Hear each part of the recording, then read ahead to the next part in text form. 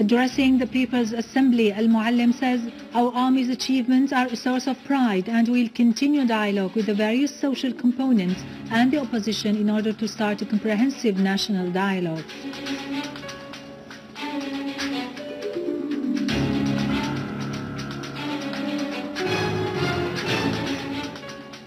The Zionist enemy violates the disengagement agreement and fires missiles and tank shells from the occupied Golan in the direction of a school and a mosque.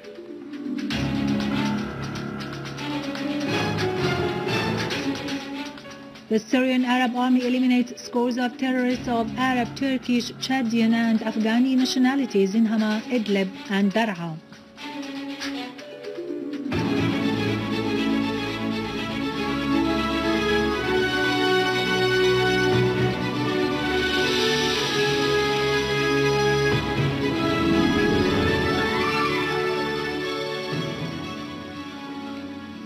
Good afternoon, ladies and gentlemen. This is Yabroud Krikorian with the news in English.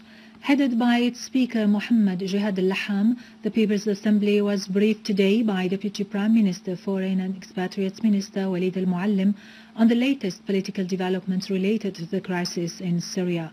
Al-Laham started the session recalling the Syrian diplomacy's ability over the past decades to overcome a lot of conspiracies hatched against Syria's stand of resistance in defense of the Arab nation's rights and main cause, that of Palestine. Today, he added, it proves once more its ability to confront the most ferocious contemporary political assault against Syria. Al-Muallim, on his part, said the coalition delegation during the Geneva conference had been working according to clear instructions that verged on illusions, and therefore it was not ready to discuss any subject beyond the so-called Transitional Rule Commission. He said, "We want the coalition delegation to be committed together with the countries that support it to the addressation of the sources of terrorism. We have agreed with Russia to work for a binding resolution on combating terrorism," he added. He affirmed the need to continue dialogue with the various components of the Syrian society and the opposition to start a comprehensive national dialogue. Al-Muallim said the Israeli attack this morning came after Israel felt the Syrian armed forces had carried out a preventive operation that extended from northern Golan till Daraa and the Jordanian borders to blow up any idea of maintaining a security belt aimed at preserving Israel's security. A military source today said that the Zionist enemy violated this morning the disengagement agreement, firing at 6 a.m. 4 missiles from al-Satah Hill and al-Khwain in the occupied Golan in the direction of a school and al-Hamidiyya mosque. It also fired 4 tank shells at 6:30 in the direction of al-Hurriya position and opened its machine gun fire towards al-Hamidiyya site, injuring 7 security men and 4 civilians.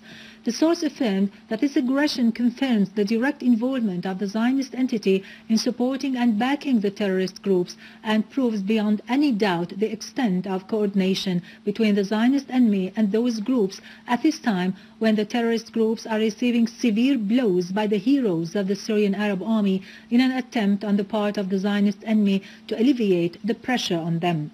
Asserting that such aggressions will not prevent it from carrying out its tasks in pursuing the armed terrorist groups and eliminating them, the source added, the Army General Command warns against the repercussions of getting involved in such adventures and of attempting to test the Syrian Arab Army's fighting abilities.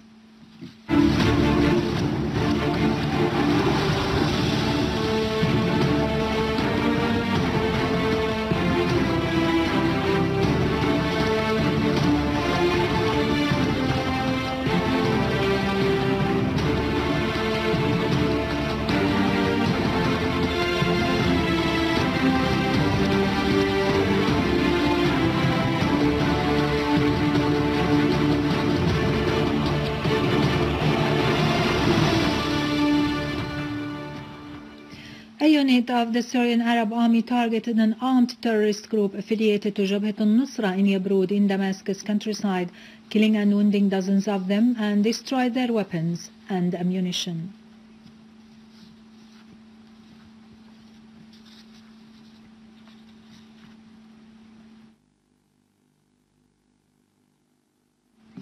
In Idleb countryside, Syrian Arab army eliminated many terrorists targeting their gatherings in Tal al-Qar and Khan Sheikhoun. Most of the killed terrorists were non-Syrians, including Saudis, Iraqis, Chadians, Jordanians, Kuwaitis, Turkish, Afghans, Egyptians, and Tunisians. In Aleppo, Syrian Arab army killed a number of terrorists in the neighborhoods of youth residential buildings Hanano, Qadi Askar, and Bustan al-Qasr. Syrian Arab army units also targeted 7 villages of Aleppo countryside, in addition to the vicinity of the central prison and the industrial city, killing a large number of terrorists. In Hama suburbs, a citizen was killed and 4 children between 5 and 14 years old were kidnapped in an attack by an armed terrorist group targeting citizens near Al-Rastan Dam Lake in Jordanian village. Also in Hama countryside, the Syrian Arab army eliminated a large number of terrorists and injured others, some of whom were carrying Arab nationalities, and destroyed a vehicle loaded with weapons and ammunition. Among the terrorists were 2 Saudis and a Libyan. In Homs suburbs, the Syrian Arab army continues to advance in the direction of Daraa village, tightening control on a deep hill, eliminating the snipers there. The Syrian Arab army is still advancing along the hill's axis to surround the terrorists in Daraa and take control of the area. In Daraa countryside, Syrian Arab army units eliminated a large number of terrorists, including leaders from Jabhat al-Nusra, and destroyed their 2 vehicles on the southwestern side of As-Sura village west of Al-Harak. The Syrian Arab army also targeted terrorist gatherings in 3 sites, killing and wounding a large number of them.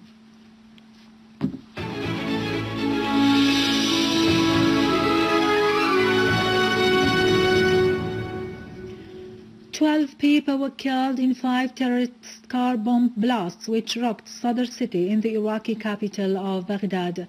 An international counter-terrorism conference is scheduled to be held in Baghdad on March 12 and 13 with a wide participation by international and Arab countries and the presence of the UN, according to the Iraqi Interior Ministry.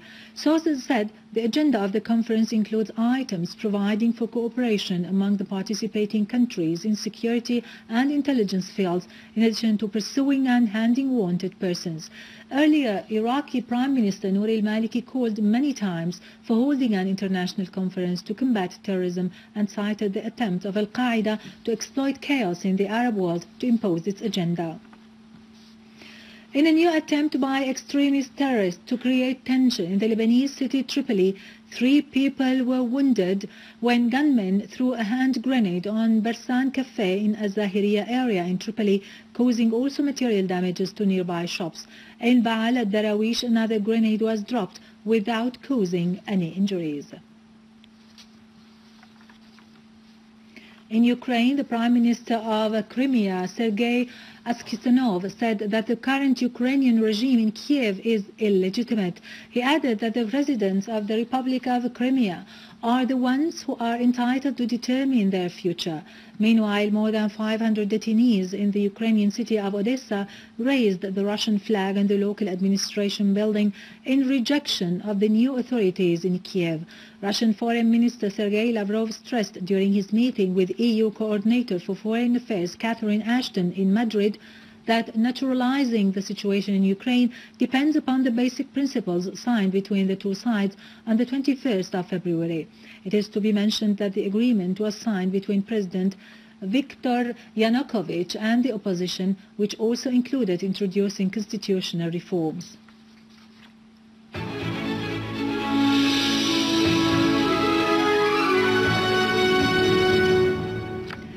Back to our local news, Prime Minister Dr. Wael al-Halqi stressed that the religious and cultural diverse in Syria is the source of its strength and uniqueness. He pointed out that Syria will remain symbol of religious harmony and coexistence. Dr. al-Halqi met with Archbishop Luq al-Khouri for Roman Orthodox Church of the Antioch and the whole East and discussed with him the latest developments, stressing the importance of religious integrity in the light of the Takfiri ideology targeting Syrian society.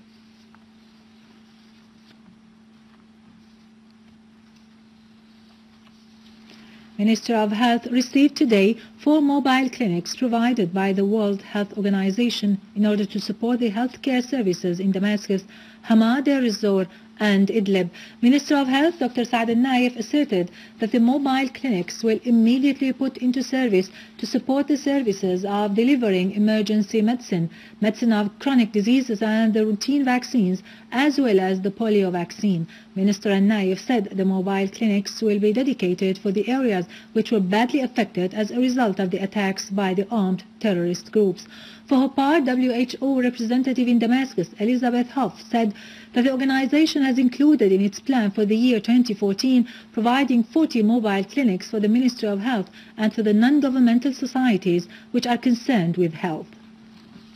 WHO is committed to support primary health care, so we will have now provided the additional 4 that are here, but we have ordered already 30 new ones, and most of them for Ministry of Health, but also for NGOs around the country. And now over to latest business and market news, but after a short break, stay tuned.